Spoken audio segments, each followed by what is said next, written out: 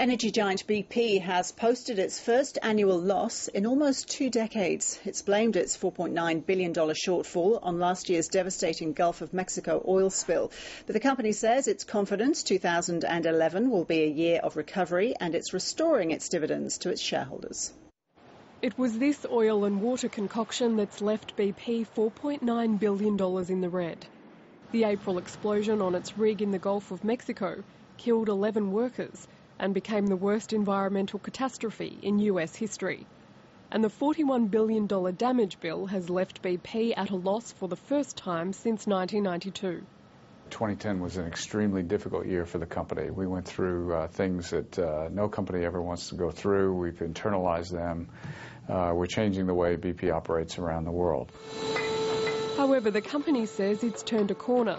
Its profits for the fourth quarter of last year were a third higher than the same time the previous year. And BP is expected to benefit as oil rockets to $100 a barrel, boosted by fears about the impact of the Egypt crisis on global crude supplies. BP is restoring its dividend to shareholders after a 9-month suspension. That's good news for pension funds, which rely heavily on income the shares generate. However, the dividend of 7 cents a share totals $5 billion a year less than shareholders enjoyed in 2009.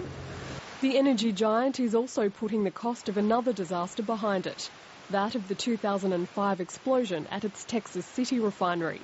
It's selling 2 of its US refineries and has struck a deal with Russia's state-owned energy firm Rosneft to explore potentially huge oil and gas deposits in the Russian Arctic.